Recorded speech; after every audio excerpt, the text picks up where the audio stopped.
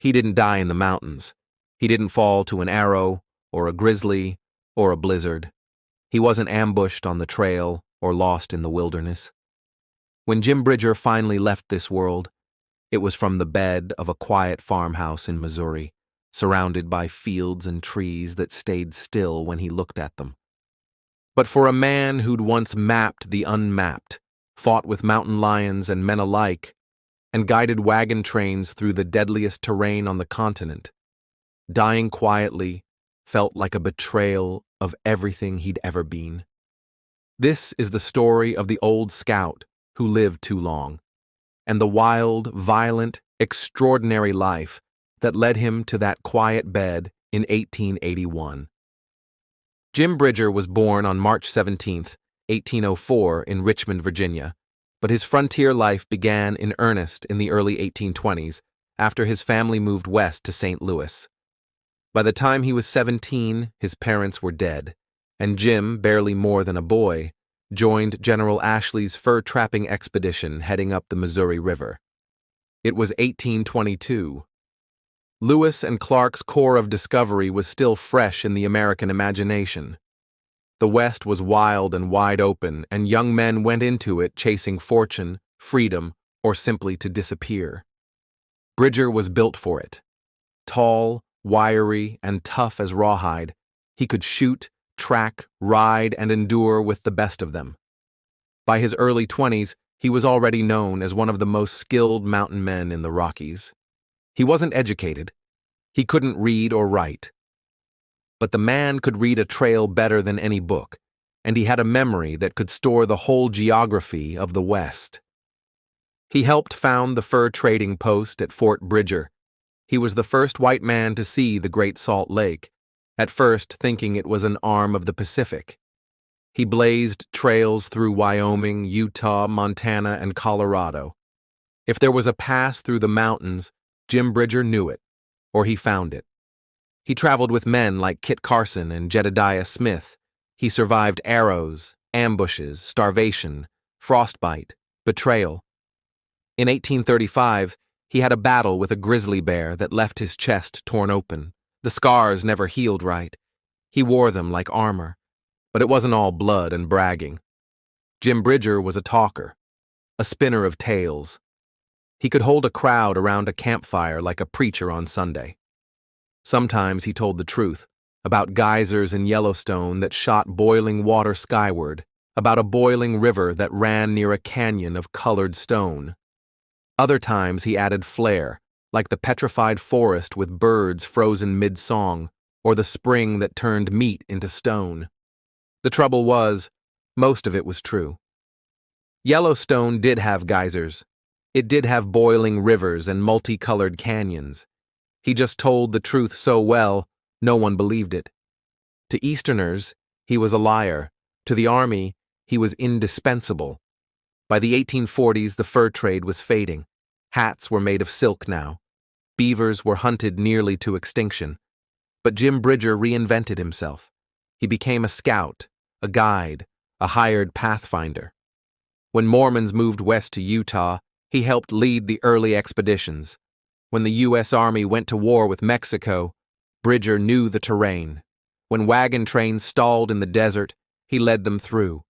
He was there before California had gold, before Oregon had settlers, before the first spike of the railroad was ever hammered.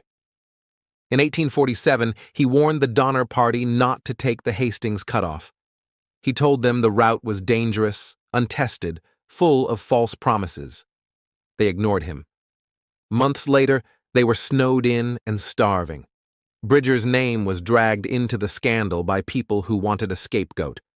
But those who knew him, those who'd ridden with him, never doubted his word. As the West filled with soldiers and surveyors, the old scouts were pushed aside. But not Jim Bridger. The Army kept hiring him. He guided troops through mountain passes. He helped lay out supply routes for forts. During the 1850s and into the 1860s, Bridger became the man generals turned to when they needed to go somewhere dangerous. He scouted for General Albert Sidney Johnston during the Utah War. He led troops under Brigadier General William Harney in campaigns against the Sioux. During the Civil War, he was hired again to guide Union forces through Indian Territory. By now, he was half-deaf, nearly blind in one eye, and still more capable than most men half his age. In 1865, at the age of 61, he guided a military column over what would become known as the Bridger Trail, offering an alternate route to the Bozeman Trail to avoid Lakota territory. He was nearly killed when a horse slipped near a cliff. The young lieutenant beside him was terrified. Bridger just laughed. But even legends get old. By the 1870s, Bridger's health began to fail. He'd lost his teeth, his hearing was nearly gone, and the West he had helped shape was vanishing. Railroads replaced horses, settlers replaced scouts. Telegraph wires stitched across the land like a net, and men who had once stared at the stars now checked pocket watches and train schedules. Bridger retired to a small farm outside Westport, Missouri, what is now part of Kansas City. The land was quiet, the work simple. He hunted a little, sat on the porch, told stories that few believed and fewer understood. He never learned to read, but he could still recite trails he hadn't ridden in 30 years and map a canyon from memory. In his final years, his daughter Mary helped care for him.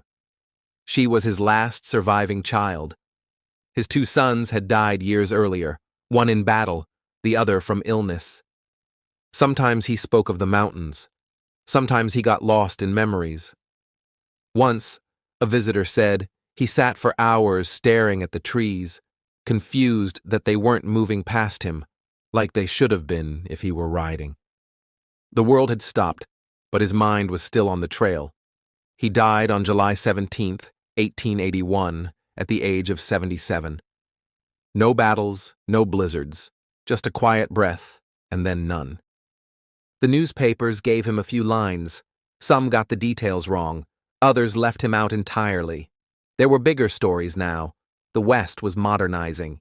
There wasn't much space left for mountain men who didn't wear uniforms or own land. He was buried in a small cemetery in Independence, Missouri. There was no grand funeral, no 21-gun salute, just family, a few old friends, and a plain wooden box lowered into the earth. Years later, veterans who'd served under him arranged for a reburial at Mount Washington Cemetery. A new headstone was erected.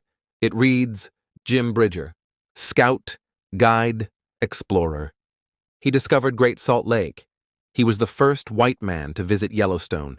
He guided the Mormon pioneers. He guided United States troops in many Western expeditions. He was truly a pathfinder of the West. Today his name appears on maps, highways, even a national forest.